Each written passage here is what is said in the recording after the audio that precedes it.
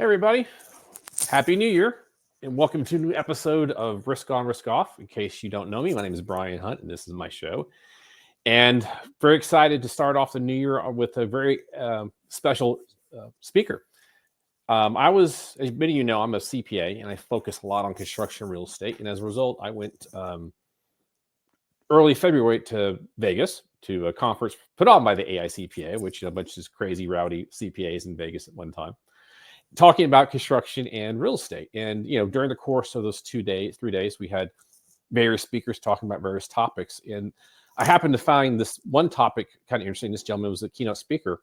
It was a very fascinating conversation talking about not only real estate development and the future of cities and sort of master planning and thinking about, where people want to be, where they want to live. And on top of that, overlaying that, how climate change is going to impact and is impacting cities. And as far as the key word we talk about is being more resilient, and also understanding that a certain part of the country right now might be really hot or extremely cold during certain times of year, but with changing and shifting climate patterns, places that are currently hot might be extremely hot 10, 15 years ago, and places that are extremely cold in the winter may not be so bad.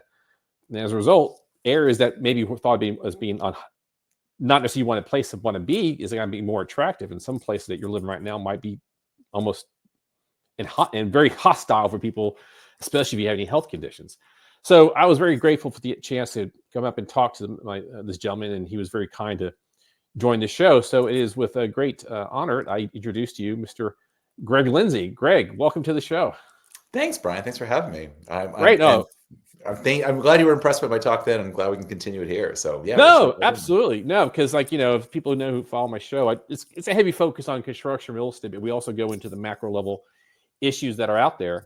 And I'm just, I think a lot of what you were talking about perfectly lines up with what we do here at the show, and very much figured, well, you know what?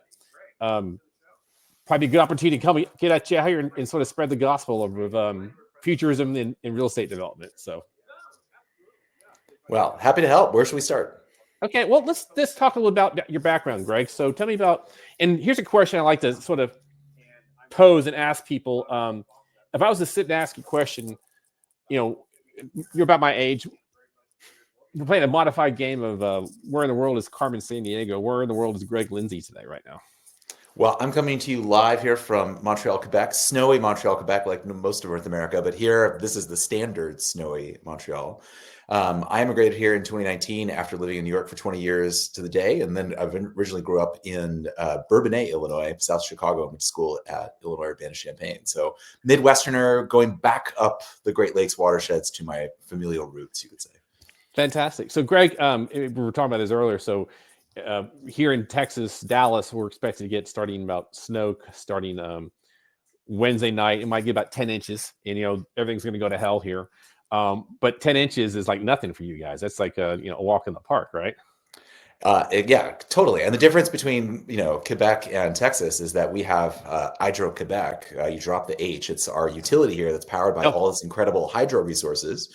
And we did famously have the blackout of '98, where there was a massive ice storm that shut down the place for 2 weeks. But we survived. And I think about that a lot compared to like ERCOT and Texas, with its own standalone grid that has had major powerful blackouts in Houston and beyond. And talking about the weather in a context like this gets back to these fundamental issues of like infrastructure, survivability, livability. So, yeah. Well, Greg, I'm glad you brought that up, because I do want to bring that up. But yeah, I was here during the storm Ural, and I don't know why. And like the entire state lost power for like 5 days. I got very lucky. My wife and I, we didn't lose power. So we were blessed to not have the water damages that occurred when, pipes freeze up, and then when they melt, they expand, and water goes everywhere. So we dodged that bullet, and I'm very grateful for that. Well, yeah, so it also gets back to the spatial inequality of this. I have images of Houston at the time where downtown, the skyscrapers are lit and glowing, and then, poor neighborhoods in the periphery are completely blacked out. So, we're all going to go through a climate disaster at some point. And this is a great cheery way to start the year. It's just a question of like, which climate disasters do we go through and who does it affect first? But we can get deeper into that. No, absolutely. Absolutely. Like you mentioned, so you grew up in the Midwest, and you actually went to the University of Illinois, correct?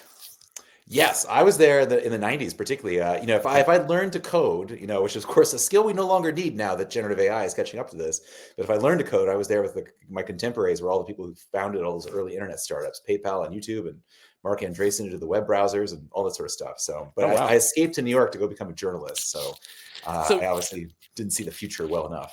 well, that's a good point. So did you go to, I mean, you obviously got a degree in journalism. So do you know coming out of high school, you wanted to be a journalist or a writer?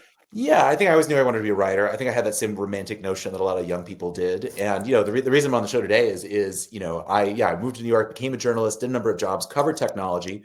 I remember covering the dot-com bubble. It was such a hilariously silly time. Yeah, I remember those days. But then I eventually got into writing about cities. Being an ambitious young man, like I wanted to think about like a big picture topic. This is the era of like Thomas Friedman's "The World Is Flat," writing about globalization and the internet. And I was very interested and thinking about how that gets built. And so that led me to write my book, Aerotropolis, which came out almost 15 years ago. But what I liked about it, and this is what I think endears me to real estate folks, is like, here's how human desires for, our iPhones shipped from one side of the world to the other, or now it's like clothes on Temu and Shein, or your sushi, or all these kinds of demands. Like it requires this incredible infrastructure to deliver it and all the value that gets caught up in that.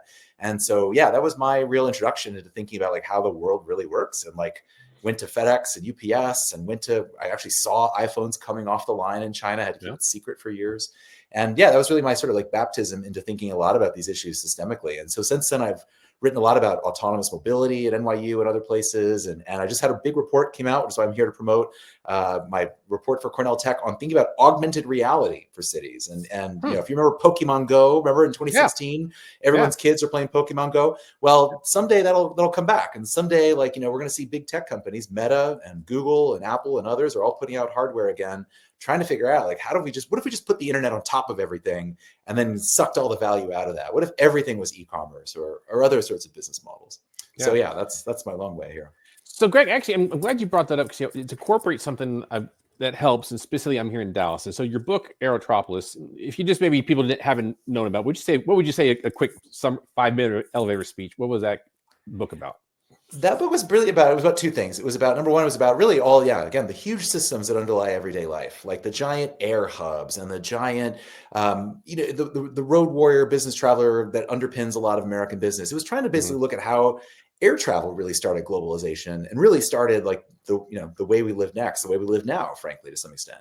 It was also then looking at the fact that previous forms of transportation, train stations, ports, our highways, created urban forms around them. And the Aerotropolis, it's originally coined by actually the Chinese in Zhuhai, that John Casarda, the academic who heard it there, took up this idea. But this idea of like, what if we start planning around airports, building cities around airports? And DFW, the Metroplex, is one of the archetypal examples. Okay. Dallas and Fort Worth were totally separate cities until they built that airport, and then they started moving towards each other.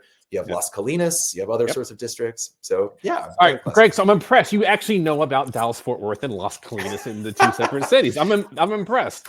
Because I'm very fond of Las Colinas. That is such a weird place with the Campaniles and the monorail and John Carpenter. That whole story. I love the Carpenter family. They're oh my gosh, Greg! If you ever come back, you got to let me know because I don't live that far from there. I actually am a member of the Constellation Club on top of the Williams Square Tower. So I have been. That's a good place. I enjoy the horses, the giant horse sculpture, stampeding. It's great. I was just down there on Sunday afternoon meeting a friend of mine. We was a little bar there called the Ginger Man. So no, I know that part very well. So, but no, you bring up a good point because it's a great segue because when I try to talk to people, I was born and raised in Dallas. Like when I go to parties, oh, you're the guy because everybody's from someplace else now from Dallas.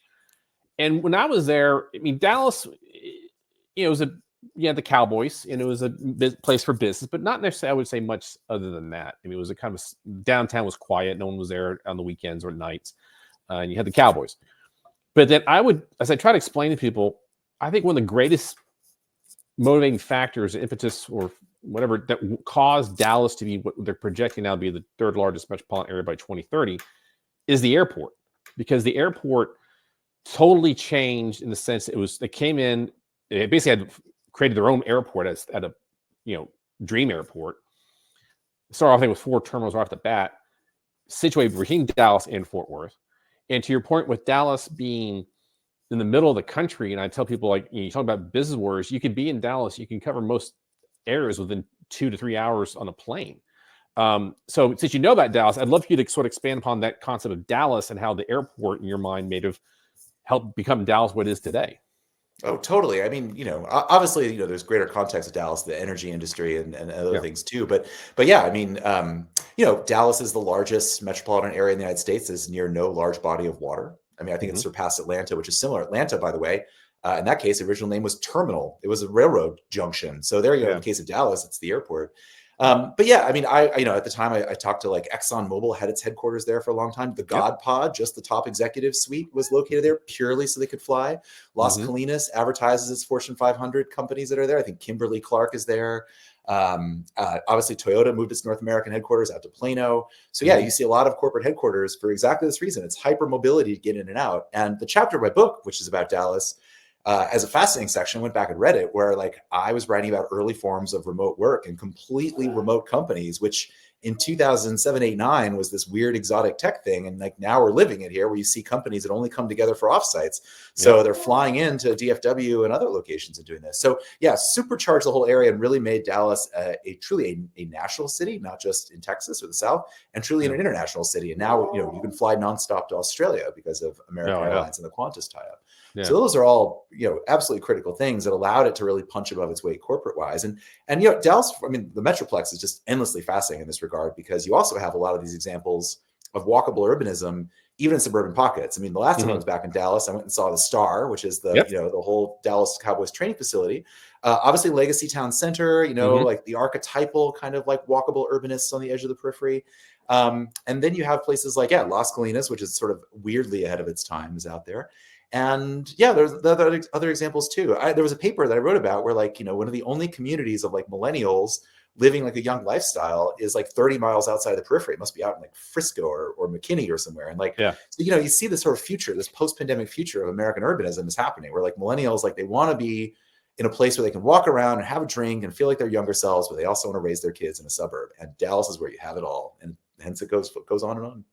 No, Greg, so I think it's a great transition. So I was going to lead to it. So like, obviously you've been covering, development in modern cities, especially since your book, but I think the pandemic sort of changed a lot of things. So maybe you can kind of, in a nutshell, how would you describe urban development, city planning before the pandemic?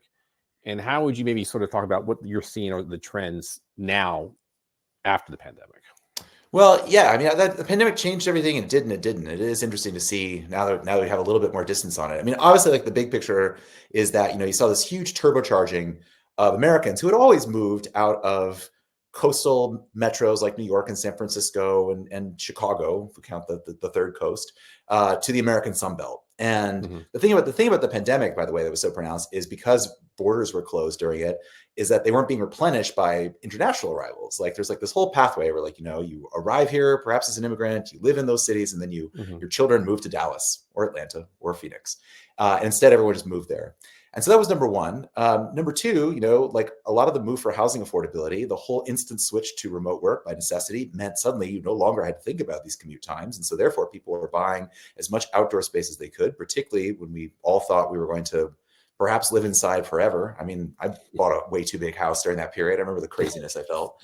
And so, but you see this, this turbocharging. This is true of, the exurbs of large metros in the American Sunbelt. And so hence, the McKinneys and Friscos and all of those going out there in the Metroplex.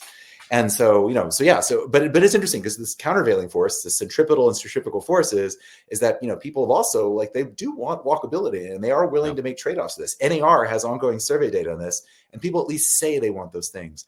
And so to me, it's really interesting. And again, Dallas, the epicenter of everything, is that you're seeing, as a result of all this sprawl, you're seeing like Wing and Walmart are launching drone delivery to your suburban backyard because you don't want to spend that time in traffic. In the meantime, New York has just implemented congestion pricing as of 2 days ago. And so they're trying to deal with some of this issues as well. And so, I find it really interesting. We're at this sort of push-pull moment about like, what do we want the city to be in terms of those trade-offs of space versus amenities. And it's leading to all these new business models because of drivability. Like, we got drones, we got all sorts of delivery robots, autonomous vehicles are suddenly finally happening after like a decade of false promise. So lots of changes are afoot. And, that's sort of my half day job, sort of seeing like what are the kinds of new weird forms that are emerging. So sure. Well, just take a quick moment for everybody who's here watching the show. Obviously, we're talking to Greg Lindsay. And if you see in the bottom right-hand corner, you see a picture with my photo, and next to it is an oval says add a comment. If there's a certain question or topic you'd like for Mr. Lindsay to address, please go ahead and type it there and press enter. And as long as you keep it clean, I'll bring it to his attention. So, so This is Greg, a family LinkedIn, people. It's Come a on. family LinkedIn. That's right. Sure. We want it at the after hours is after 9 o'clock. So LinkedIn after dark. Yeah, exactly. So Greg, I think, if you want, I'll let you derive it. Obviously, you had a great presentation at the AICPA conference. I don't know if you maybe at this point you were kind of you've got your presentation here. So I'd be happy to let it turn over to you and kind of walk through some of the key concepts that came from that conference presentation. My pleasure, and welcome to everybody who suddenly has wandered into a PowerPoint presentation in the middle of lunch. So sorry about that one. Well, as a starting point of this is we're going to quickly do a micro presentation here, but I always start with this quote by Bruce Sterling, the founding father of cyberpunk, along with William Gibson. His one sentence prescription of the future: it's always right under any circumstance. Old people in cities frightened of the sky. Yep. Meaning it combines, the mega trends of like demographics. We're all getting older societies with a handful of exceptions. Moving to cities, everyone's heard the canard that, that more than half of humanity lives in a city now, and it's rising to something like 75% by middle of the century. Mm-hmm. And frightened to the sky, where, 40% of Americans in a given year, the last few years, have suffered from a climate disaster of one form or another. And, just a number, for example, of billion-dollar hailstorms is going to the roof. So these are the three things together. This is a woman, a Greek woman, who's watching her home burn during the fires, one of the various fires there in the Greek islands over the last few years, for example. So let's see, we can drive these slides here. So I mentioned, number of billion-dollar disasters. Like I mentioned, this is, from the Congressional Budget Office. All the major insurers and reinsurers have their own numbers here. Again, take a look at the far right there. You see severe storm is the number one category. It's effectively hail. Words I've learned in the last few years: derecho. It refers to basically a land-based hurricane that sweeps over the Great Plains and provides destructive hail. There was one that happened in 2020 amidst the pandemic, and it made me realize that, we're going to go from one disaster to another, whether it's pandemics, storms, and everything else. Yeah, and I think Greg, I just want to jump on that point, the last slide. Please. And in our role, I do commercial insurance brokerage, and I specialize in construction real estate. I mean, the arrow keeps going up to the right. To your point, you just seen it right there, as far as the frequency and severity of storms. And we'll probably get into this further, but part of this issue is where things are being built, i.e. the Gulf Coast, i.e. In Texas with hails or that kind of stuff. And that's sort of the pathway of where these climate events are occurring. So great minds thinking alike. Well, this is Redfin data here. Again, I like to pull from extremely controversial sources like the U.S. government and Redfin just to make these points. But Redfin, Daryl Fairweather, who's their chief economist, I mean, she's big on this. And in the trade they call this the expanding bullseye, which is the number of fatalities of these kinds of Category 5 hurricanes and major disasters goes down, but the value of destruction keeps going up because we've built so much more since, for example, since Hurricane Andrew in '92 in Florida that wiped out much of Miami-Dade there. And so and to the point there, the people who left New York and California during the pandemic surged into the riskiest places. And so here the Redfin data, you can see whether it's floods, you've got coast of Florida and Louisiana and Texas, you've got fires out west, you've got Riverside County in the Inland Empire, major logistics hub, big prone to fire and risk. Also, I mean, the Metroplex there, better than I think it's underappreciated the amount of fire risk that's happening all around the Texas Panhandle now. Yes. Big grass store fires out there. And then of course, ongoing heat, which is, Jeff Goodell wrote his great book, The Heat Will Kill You First. Like, this is sort of the silent one. And we see that all up and down the American West and Sun Belt here in terms of the potential. Yeah. So, and I'll even add to that point, there's been plenty of stories in the Washington Post, Wall Street Journal, that especially right now, you're seeing in the map here, Florida and homeowners are just getting hit in the teeth in the sense that the premiums keep coming up and you're getting carriers more and more walking away from it, to the point where, and it's becoming unaffordable to people who didn't anticipate that much more insurance. But it's also going to impact just what development can be done going forward, in the sense what carriers are willing to do it. And if so, I think maybe we'll get into this later, it's going to be about resilience, as far as building it to be resilient versus the way you've been doing it for the past 20 years. So we can unpack this a lot. Well, a couple points there. One, there's certainly a couple of master planned Florida coast or near the coast communities that are designed for exactly this, to do maximum hurricane resilience, completely elevated, moved utilities. One escapes me. One that I thought interesting survived Ian in 22 was Babcock Ranch, which is designed to be a net zero community, all on-site solar, et cetera. That weathered it pretty well. So we'll get into this, but yeah, a lot of people are going to be pushed off the coast, and we're seeing this are being pushed off immediate coasts into adjacent areas. And so when we talk about climate migrants or climate refugees or managed retreat, a lot of that's not moving people to Vermont. It's just moving them to better adjacent spaces and figuring out how we're going to do this. But getting to this point, I want to say this Redfin data is part of a natural experiment that Daryl ran with her team and some academics to basically say, if you show people that you're living in a really risky climate zone, you give them a numerical score, will they actually make decisions to not embrace that much risk? If they know the risk, will they make other decisions? And it turned out, I think more than half of the home buyers in their experiment who did ultimately buy a home chose a nearby location which had less risk. And I bring this up because it's important, because there are many companies, one of which I work with, called AlphaGeo, that is trying to create these kinds of AI-powered tools to marry climate model risk with that kind of resilience, that local willingness to build and adapt to do that. And I bring this up again, if you don't believe me in this, like the person, let's talk to Nouriel Roubini, Dr. Doom, who forecast the global financial crisis. Well, Dr. Doom is back. He just came out with a whole new ETF that is designed to basically be disaster proof. It combines gold, Bitcoin, and climate resilient real estate. And this is part of a podcast he did with Bloomberg, where he says here, to your point, I'll quote him briefly. People have stupidly moved from New York to Miami and from San Francisco to Austin, but Florida is going to be flooded and Texas is going to be too hot to survive there. So there'll have to be a massive migration from south on the coastline towards the only part of the US that's going to survive climate change. It's the Midwest into essentially Canada. Now, we can all dispute this, and people are still voting with their feet to move to the Sun Belt, but it is interesting, as I have seen the super secret skunkworks research reports by various home builders and real estate developers.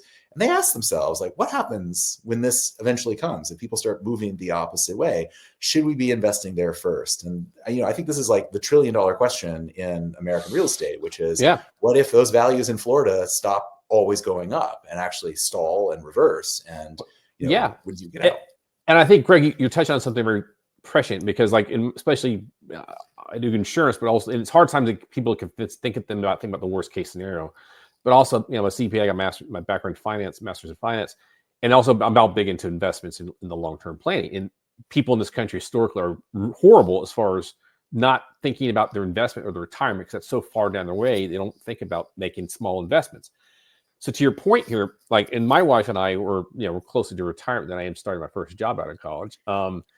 And to your point, my wife would very much like, if we decide to retire or have a second location, to have a walkable location, someplace that's walkable. And I don't want to give this away the punchline, because I think you're going to show this later as far as the up and coming cities. But one of the cities I've definitely got on my list, and I think you have it there, is up in the Midwest. And that is, I don't want to take it away, but has been taken in the teeth over generations, but seems to be getting a little more capital these days. And I think part of this is what we're talking about here. No, absolutely. Well, two things to note before we move on to the next slide here is one is that AlphaGeo, the company that's providing some of the climate risk analysis to Nouriel Roubini, was founded by my friend Parag Khanna. So we wrote an op-ed in 2013, Where Will You Live in 2050? And we basically sort of spitballed the idea that people are going to want to live in places with good climate and good governance, like that's able to handle these things. The punchline of that joke is that I moved to Montreal, so I really opted for good climate models in the long run. Governance is a little, I hope Premier Legault doesn't watch this. And then Parag moved to Singapore and became a citizen. So he chose maximum governance with the nanny state and really poor climate risks there. So we took opposite sides of the trade. We'll see how we do. But he later, for his father was retiring, his parents, and he and his brother got together and basically came up with the first version of AlphaGeo and put them in a, I think, resilient town in Northern California. So they were going to move to Florida instead, looked out these kinds of maps. So Americans are starting to come around to this, about the notion of where we're going to have long-term wealth, or think about these kinds of things. Institutional investors are thinking about this, and sometimes thinking about it very short-sightedly. I was on a call where someone asked, literally seriously, can you tell us what's the last minute to get out of Miami? And I'm like, guys, the last minute for private capital leave is when, of course, when government holds the bag, and that's when we're going to have, socialize the losses on a lot of these sort of insurance problems. So hopefully it doesn't come to that. We can get into that too. Sure. But anyway, that was my point. So this is from the deck, or at least from an earlier version of the deck that Parag and I helped prepare for AlphaGeo. And so, we talk about the Minsky moment, and I'm sure viewers probably know this. It's named after Hyman Minsky, the economist. In a nutshell, a Minsky moment is when all of the asset you thought was worth a lot of money is actually worth a lot less than you figured, and you reprice the whole thing in a single moment. During the financial crisis, that was collateralized debt obligations and mortgages. What if it's real estate? And, you know, I did my interest in this got started about 7 years ago. I was working with a team of architects to imagine the coast of New York and New Jersey in 2067, 50 years out. And so I talked to Sean Bicchetti, who at the time was the chief economist at Freddie Mac, and he was asking questions publicly in a blog post about, you know, when people realize that coastal Florida real estate is permanently going down in value, you know, will that get priced in rationally into the market? And there's work by Jesse Keenan and Tulane and the Federal Reserve of San Francisco and others are arguing that, like, yeah, you can see the pricing change. Or, as Bicchetti said, will there be some opportunistic selling followed by a panic rush to the exits? And being an American, like, panic rush to the exits is what we do best. Yes. So I don't know, we'll see how that goes out there. But, you know, also, and this is where, you know, where I wear my policy cap, because, like, I'm ultimately sort of a policy guy, is like, you know, like, again, people, you know, Miami Beach will be fine. There is the money and the resources to build seawalls and build pumps and protect that billionaire's row that's going on Miami Beach. But it's about, what about everybody else in Miami? Yeah. And so this is a slide showing, you know, the risk to vulnerable populations, what it means to increase public services, huge demand, you know, just as we see declining property tax values, we're going to see a huge increase of need for the resources. So, you know, potentially scary situation. So anyway, I won't go on and on about this, but AlphaGeo, we're trying to figure out, like, how do you balance the risk versus resilience to figure out where it really is a safe place to live, a good place to live.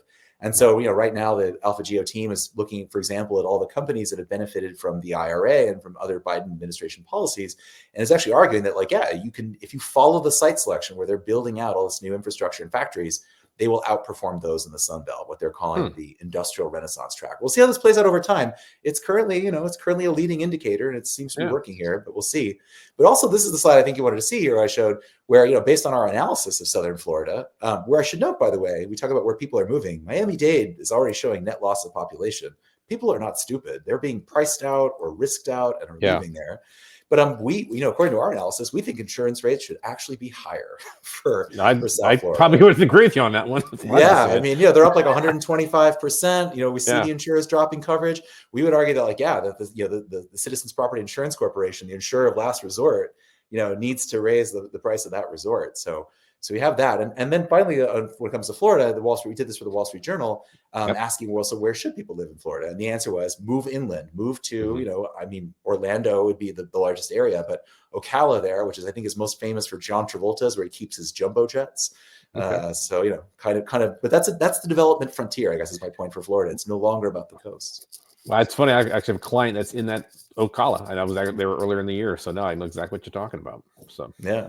Well, in any case, there, I don't know. I'll just finish the slides here quickly. So going back to that project we worked on, with the architects, you know, this is like Rockaways, New York. Like, what do you do in a case like this? Because going back to your point about resilience, like, there's, you know, these are people who live here. This is where Robert Moses built public housing back in the day, and so, you know, there's various plans here. We came up with the idea of, like, you'll keep JFK, but you might turn part of it over to the sea, and you turn it into sort of parks. You might build this might be built the new frontier of American recreation. Anyway, some of the images we had here, I'll skip over some of this, but this is what Marvel Architects is building. This is coming up with, places that can handle, stormwater flood, handle, rainwater collection and flooding, and become more porous, and deploy solar and all these kinds of things to do this. Because this is sort of the macro point I wanted to end with. This is my friend Mike Eliasson of Large Slab. He's got a great new book out as well. But his point was, and I think this is a great one, is that everything we built in the United States is no longer designed for its original climate, which is like a really mind-blowing thing when you think about it. Like, the whole thing is shifted. We got to rebuild everything for a different climate zone. And so, well, I'll pause it there. I think we could let this sink in here for a moment. No, and I think that unto itself is sort of what we, in our world, in the construction insurance world and working developers, not only is it to build it now, but to try to insure it in the future, that's the big problem. Is you made a touch on it, like the older buildings that were built 20, 30 years ago under those standards and codes are quickly finding themselves unattractive to the insurers to have on their portfolio because they don't have the proper resilient roofing right now. And so that's why we're seeing a lot of clients who are having to upgrade their roofs to meet the more higher wind standards or hail standards because the older ways ain't going to cut it anymore. Or you've got factories that might now actually be more prone to flooding and as a result, that's a flooding, like a business eruption exposure carriers don't want to touch. So, no, I think this is actually when I was at the conference, I saw this. This really kind of caught my attention because, to your point, the city, and that's where it goes earlier comment. The cities, like, say, looking here, like whether it be Tampa or Miami or Fort Lauderdale, they are obviously bearing the impact of climate change, and will continue for some time. But also, people will say, "Oh, I wanted to go to Florida and retire because the weather's be so nice," right? But then 25, 30 years from now, maybe Florida isn't necessarily as great as you thought it'd be, but maybe it's more like North Carolina. So, no, absolutely. I mean, there's a couple examples right now. It is interesting that Americans love warm weather. Like Ed Glazer, the Harvard economist, has a great one line stat or punchline of a joke, which is basically like, if you want the single most important variable for population growth of American city since World War II is basically your median temperature in January. That's it. People want to move for warm weather. I find that really interesting as I moved to a cold place that is warming. Like Montreal had its warmest year ever on record last year. 4 of its 7 warmest years ever are in the last 5 that I've lived here. So my bet is succeeding. But it is interesting that my godmother lives in Scottsdale. She lives in a retirement community there, and they had 100 days of 100-degree Fahrenheit weather. I mean, in the summers, you're increasingly living indoors. That doesn't seem to bother Americans. Maybe it will over time, but I think eventually, because Greg, my thing is like when I talk about this concept, and I've done the presentations, I tell people because people think about where they live or where they retire or where they're going to build their dream home. Mm-hmm. People don't typically have the concept of a dream home in the middle of a desert. Or what they want is like they're on the beach. Okay, great. Which is, there's exposures there. Flooding. They went in the woods. Well, then you got wildfire that's going on these days, or along a lake line or near or a river. And unfortunately, with climate change, we're seeing the increasing severity and frequency of events. Those ideal locations that you had this wrapped in your head are now more exposed to these type of events, therefore make it harder to insure. And therefore it's sort of feeds upon itself. I think it's the point is that people need to maybe rethink their concept. And it goes to what I was saying earlier, you're going to retire one of these days. And so you have to save for that. That will be 20, 30, 40 years down the road. Well, the house you're living in now may not, or think about where, or I would say maybe the younger generation that coming out, they got to maybe think about where they want to have their family established roots, knowing that 20, 30 years down the road, it's going to be different. And to the point, you were talking about Arizona. I know you probably saw that as well, like a year ago, they were starting to clamp down on further housing developments because they were sure they had enough water going into the future to support housing. So I think there's a lot of things that go into these equations, and it's, there's a lot of dots that got to be connected. And it's going to go both ways. Absolutely. I mean, I think it's interesting that one of the proposed solutions to Arizona's water needs is to build a desalination plant on the Gulf of California on the Mexican side of the border and figure out how to do water access rights to send water north to Arizona. With with enough desire and enough resources, you can figure out the infrastructure to do it. And so I think both will actually happen. Yeah. To your point, though, I did a modest proposal, futures proposal for an insurer actually, where I combined a couple of trends in my head. I thought about the fact that, the Surfside, Florida disaster, the housing development that collapsed, where they think they still didn't figure out the exact reason, but they suspect, I think, like saltwater corrosion of the reinforced concrete. So, these co-ops that have not been reinvested. So you got an older population and infrastructure that's not fit for purpose. I've thought a lot about, the whole trend of build for rent, watching Blackstone and others build entirely new subdivisions that are designed to be rentals forever, who people can no longer afford single family housing. And then thinking about that retirement community. And so I called it, what did I call it? I forget how. Was it Hollywood? Did I call it that? But I imagined a new retirement community on the shores of Lake Champlain in Vermont, where insurers would go to their older policyholders in Florida and offer them pennies on the dollar effectively to move out of these huge potential payoffs down the line and move into brand new, climate resilient, offering medical services on-site retirement communities on lakefront property up in New England or in the Midwest on the Great Lakes. I mean, Michigan, for example, live in Holland, Michigan, or Traverse City, or these other great retirement communities.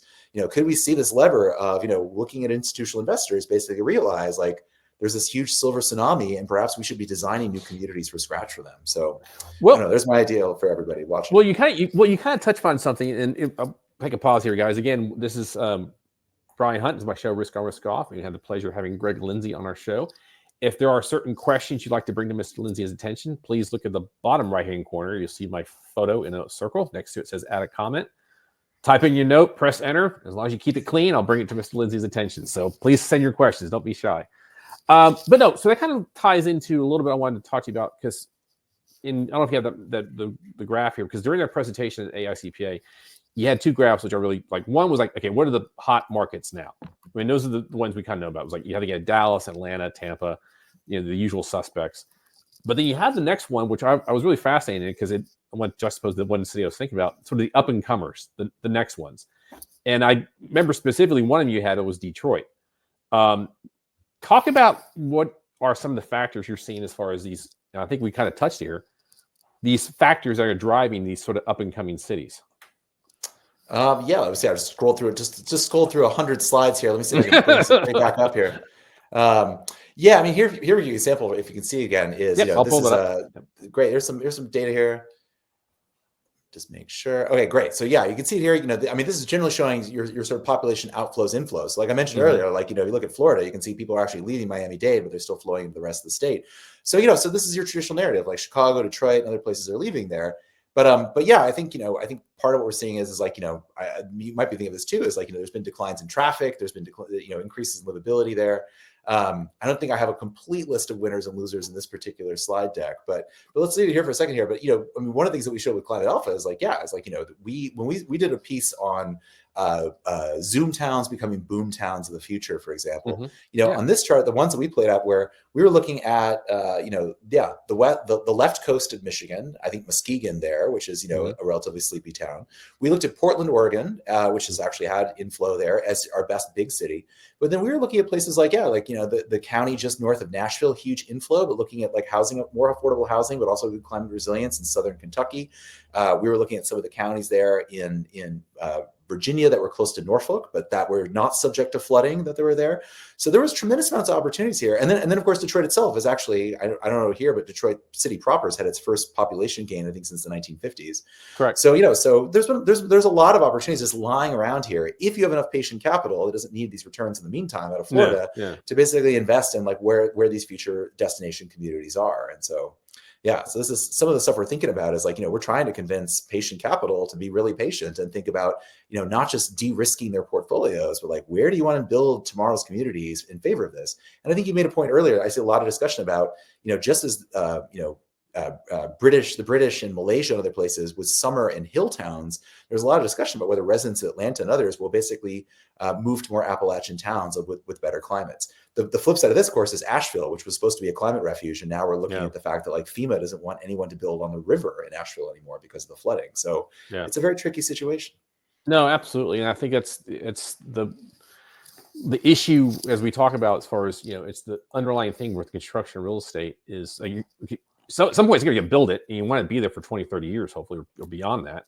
But then you need to take into account where it is now or that location, and then what's the change that's going to happen with flooding. And that's why I think to your point, a lot of developments like in South Miami-Dade, it's harder and harder to justify placing it closer to the water. So you have to go maybe further inland because you're anticipating what the impact's going to be, the flooding, but also the carriers are like, well, we're not going to touch that. So, and it's also that larger, broader context. I mean, Parag's fond of saying this too, is like Americans like to think about themselves as, man, this goes like all the way back to like the Puritans, right? Of like a house on the hill, a shining house on the hill, that your house is safe. Well, what good does it do to you and your property values if your house is the only safe one and the rest of the community around you has washed away and all of your social services are gone? That will lead to a collapse in your housing values as well. Like we need to protect the larger community and think about these larger variables and vulnerabilities in addition to just like whether my house is safe. And so, I don't know, it'll be interesting to see how policy-wise it works out. All right, well, so we actually have our first question coming in. This is coming from China Schmitz. Thanks, China.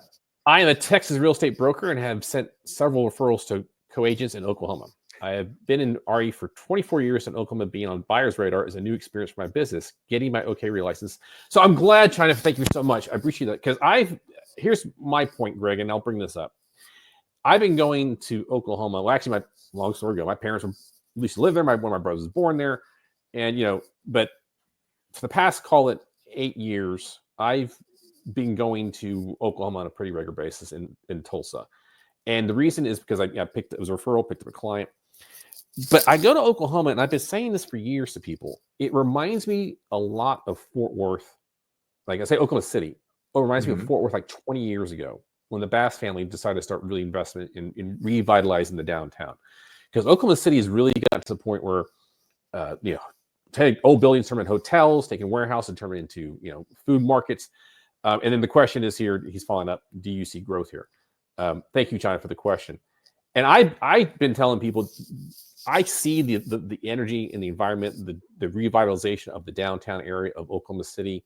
And I even interviewed a woman who's the former president of CFMA chapter, Construction Financial Management Association, Oklahoma City. And she made the comment that when the Thunder moved from Seattle to Oklahoma City, it actually had a positive impact because when the NBA is such a global experience and people travel to see them, well, now they're starting to go to Oklahoma City. As a result, there was a need to improve the facilities around town, the restaurants, new hotels. And Oklahoma City's built a brand new convention center. They have this wonderful park downtown. And then Tulsa is sort of the same aspect where it's getting a lot of attraction. And Greg, I'd love to extrapolate this, but one of the reasons I say is because Dallas is getting such a supernova kind of size that, like any other sort of like gravitate, it's like a big sun that's growing. Other cities are being pulled into its gravitational pull. And so I would argue people should, if you could buy money in a stock, I'd buy it in Oklahoma City, Tulsa, and then Waco. You want to expand on that?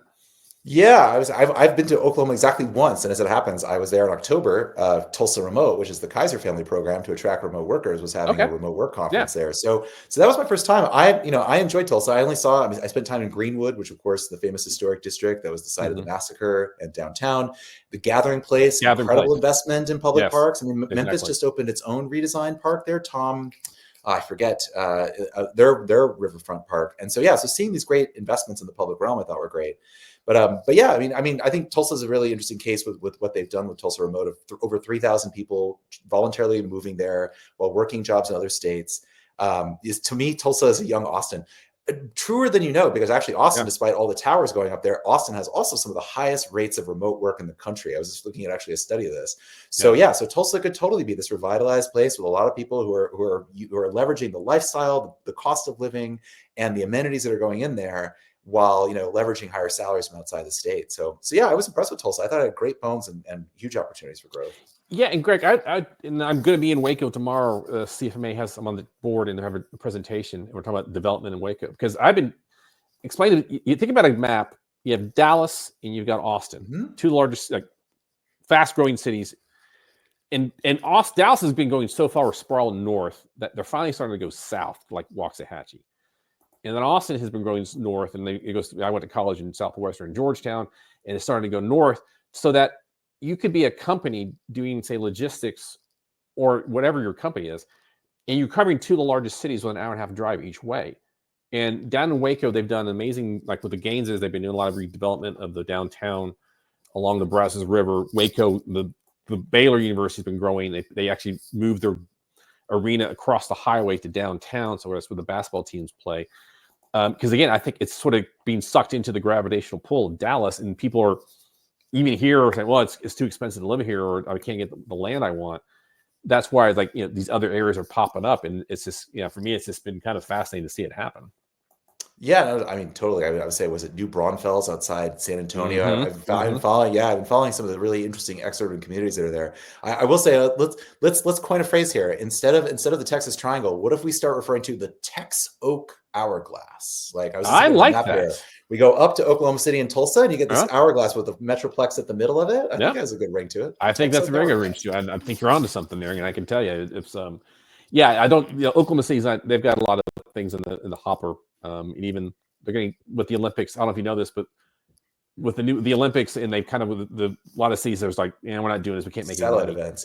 Yeah. So they actually have they have the softball and the canoeing in Oklahoma City for that. So it's interesting. So Greg, I've got another 15 minutes here, so I'm going to be precious of your time. So Greg, obviously, so this is when I get the fun part of the questions I get to ask. So Greg, when you're not talking about real estate, what are you doing for fun? That's a good guess. Skiing this time of year. Okay, I'm actually, as it happens, I'm flying to Albuquerque tomorrow. I'm speaking to ULI New Mexico for nice. Emerging Trends 2025. I have a essay in there, but yeah, the real appeal. They let me pick the dates, so I made sure to plant it right on the edge of the weekend, so I can go skiing in Taos for the first time. Having grown up in Good. Illinois, I didn't learn to ski until I was 40 years old, and East Coast skiing has a lot to be desired. Let's Greg, just say. that is funny because I grew up in Dallas, but my parents who are from Connecticut, my freshman year of high school, my parents moved to Connecticut. So I did 4 years outside Hartford in Simsbury. And all my friends were skiing. I didn't learn to ski. It was expensive. I didn't pick it up. It's something I always kind of regretted. So for me, I was one of my motivations. I learned to ski before I turned age 40. And so I could do greens and I could do some occasional blues, but I'm not touching a black to save my life. But, I broke my shoulder 2 years ago on a frozen blue run, so even the blues can get you sometimes. yeah. So But even skiing comes back to what we're talking about here. We're like, I mean, I've just read historically how Vail Resorts and others, the Epic versus Icon passes, how they took, never a democratic pursuit, but really raise the levels. And I'm sure people here have seen the images from Vail Oh, yeah, over the from weekend Utah. there of like, Yeah. sorry, it was Deer Valley. It was Vail Resorts in Park City there of like, the huge lift lines because Ski Patrol went on strike because they weren't paying them. And these people are paying what, $1,000 for annual passes. I'm paying $250 a person for a single day lift ticket. I mean, come on. No, I'm actually I'll be in Breckenridge 2 weeks from, no, 1 week from this Saturday going to Breckenridge. That's kind of my go-to spot. If you've ever done it before, you should try it. I have done it. I took my two sons off the highest lift in North America, second highest lift in the world, and the youngest one cried and cried and cried, but did it all the way down. So you're a skier, and so obviously you travel quite a bit, I imagine, over the world. What are your favorite places that you'd like to go to in the world? That's a great one. Yeah. Well, it's my two favorite places. You want to say? Well, it's a great question. I took my sons to Chicago this last one around. Having grown up, it's funny, having grown up outside the city, I never think about the city much. I'm a New Yorker at heart. So going back there, I was just there for Christmas and seeing the Loop, which is of course struggling with the same sort of challenges that so many American downtowns have. But yeah, still incredible bones and incredible institutions, and I still have faith they'll turn it around. I mean, overseas, I mean, I'm going to Venice in May. I mean, my favorite place in the world as an urbanist is Venice, Italy. I go there for the Architecture Biennale. It's my equivalent of going on a golf trip with buddies. We go there and drink spritzes and look at architecture. Sounds good. And it's a good time. And then Tokyo, which I think going to this is like, Tokyo is like so much to be so foreign to all of us, but so much to be learned there in the sense of preservation is not a huge thing. They are constantly building and rebuilding and adding housing, which has stabilized their housing prices. Tokyo has not had that run up in housing prices like so many American cities. And like, I love how their lack of zoning just allows you to have all these crazy mashed up uses. Like the coolest bar in Tokyo is inevitably hidden behind a men's store on the 7th floor of a mid-rise skyscraper. Like that's what I want to see in American cities. That's the kind of development I want to have. Well, I've been to Tokyo. It's been a number of years. It's a massive city, man. It just keeps on going on forever. I mean, it's cool. It's overwhelming though, especially. But I was there before you had the ability to phone to point something and do a translation, and so I was even very much out of my element. But no, it's a crazy clean city too. But you actually made comment of a city that I don't know if you've been to or not, but I've been a couple of times. But Singapore. Yes, Singapore, at least I think we talk about the futuristic city, or maybe you talk about a place that's got it down as far as actually mass planning. Now it's a benevolent dictatorship and they kind of do what they want, but they do a pretty good job as far as planning the growth of that city and doing it in a controlled environment. Yeah, I mean, the two things that jump out in Singapore for those who are unfamiliar is like obviously like I think the government owns like 90% of the land, so it has obviously the most the most successful public housing program in the world. Period. The other thing that really jumps out as interesting too, and this is true also, of course, of Hong Kong, is like, there's, the social norms in place in favor of high-rise living. Like, Americans don't like high-rise living as much. I was just reading about this because, Canada's building more high-rise buildings right now. Yeah. Canada, where I live, we have way more like tower living. And of course, Singapore takes it to the end. Like everyone seems to live in these towers. And then also congestion pricing. I mean, New York finally, after years of debate and discussion, and like Singapore just has it and has all sorts of interesting policy around luxury vehicles. Thanks, Marcia. Thank you, Marcia. I appreciate your comment. Okay, so before we close out, I want to circle back on something because Montreal is a city I've come to know over the years. I really liked it. I was at FM. I supported it. But I remember living in Montreal. Going to Montreal, talking to my colleagues who lived in Montreal. It's a wonderful city. I love the old downtown, but they would obviously complain about the taxes, the regulation, the permitting. It's you can't get anything done. But you made the comment at the conference, and I'd just be curious because the number of cranes right now in Montreal, you mentioned, is one of the highest in North America. Is that correct? Or is it Canada? Yeah, there's a great chart I don't have in front of me going that's Yeah. making the rounds here. Where if you look at like the top 5 cities in North America, number one I believe is Toronto. Number two, GTA is Yeah. Toronto, and then it's New York. I think 3 was Vancouver, 4 is Montreal, and 5 is Miami. So it's incredible the amount of growth that's happening in Canadian cities. Yeah, and because like I mentioned earlier, I had a gentleman I used to work with back in FN, and he'd hired me. He was French Canadian. And he told me the whole story about how Montreal was really the New York of Canada. But then when the whole question, the concerns about May succession and whether they're going to stay or not, a lot of companies kind of left Montreal and moved to Toronto. Hence, like the Bank of Montreal is based in Toronto. That's why a lot of firms moved out to get to more stability. So I was kind of surprised, but it seems like maybe people are shining to the concept of Montreal as being a place to be, and is your mind that sort of the change of the climate sort of part of that equation? Well, it's an interesting question. I mean, I think Montreal, like many cities, is still seeing outflows of suburbs, but yeah, that larger picture. Like I emigrated in part thinking about the very long term. I thought about the climate change aspect and thought about the fact that there's fresh water. But even then, like Hydro-Quebec has had problems with rainfall. We had wildfire smoke here from the fires in northern Quebec. Like no place is truly safe. It's just a question of like some versus others. But what I liked about Montreal is like again, I lived in New York for 20 years, but my sons are now 12 and 7, and actually the biggest thing that made me move to Montreal, and I don't know how you fix this, but this is a whole separate conversation, is the fact that this is a place where kids can just go play outside. Like there's a culture of parenting here. Obviously we're concerned about the phones and social media effect on our children, but my sons have a level of freedom that I think culturally that we lost in the States. And that was a big draw for me here. It's a bit more chill of a society. And it has its own way to build stuff. We opened the longest suburban rail line in North America, the REM. It's, I think 48 kilometers long. They're building one out to the airport. And what's interesting about it is like it's allowing the creation of a whole new urban downtown in Brossard, which is a suburb in the south bank of the Saint Laurent River. And so yeah, we're building sort of like new transit-oriented development by funding these mechanisms using state-led investment and stuff. There's some really interesting stuff afoot here in Quebec. Don't let the French get you, folks. Come up and check it out. Yeah, and unfortunately, I was a big fan. And I'd still watch it. I'll watch multiple shows of Anthony Bourdain with his Parts Unknown, and one of my favorite shows he did was Quebec. And he spent, because I haven't been there. So in Montreal is a great food city. So before I let you go, if someone's watching this and want to come to Montreal, what restaurants would you suggest they go to in Montreal? Great question. All right. So if you want the temple of excess here, you got to go to Joe Beef and the Joe Beef Empire. Yep. Joe Beef's the place where I got a steak where I didn't even eat the steak because I had to eat my way through the onion rings and bacon piled on top. Cool. So, Joe Beef is a great place to start. Au Pied Cochon is the other great temple of excess, foie gras on top of your steak. Those two, my girlfriend recommend Monarch, another steakhouse if you would enjoy that. Okay. But really, if you come, right now it's cold. So if you come, enjoy those places indoors. But really, the best way to enjoy Montreal is to come here in the summer and get yourself a blanket from your hotel and go to a grocery store and buy bread and cheese and meat and wine and spread out. Do a parking, as we call it here. It's not a picnic; it's a parking. Because you can drink in public in Montreal as long as you have food. You can drink in public. Forgot about that. Yeah, big help to the quality of life. So amen for that. Amen. Well, Greg, this has been a phenomenal conversation. If you find yourself coming to Dallas, specifically, we'll go to Las Colinas. I'll take you to the Constellation Club. So I can't wait, Brian. Thanks for having me on. You bet, Greg. Thank you so much.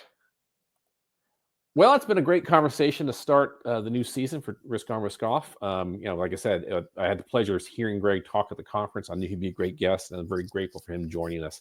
There's a lot of things changing in the marketplace, commercial insurance, and from real estate and construction, and climate change is part of that factor. It's probably many of you might have gotten your annual renew for your property is probably saw a major spike in that going up. And to be honest, guys, I'm not seeing that going down anytime soon. And so where we decide to build and how we decide to build it, I think is a major issue, and also just how we want to live, whether it be walkability or give up the beauty of the coast to go more inland and secure your asset is part of the overall equation. So very grateful for Mr. Lindsay's time. And again, if you guys are out there, or there's any certain topic or individual you'd like to see, please send me a note on LinkedIn. If you've been watching this live, thank you very much. If not, also know this is will be available on YouTube for you're just viewing at your leisure in 5 days. Until next time, guys. Bye.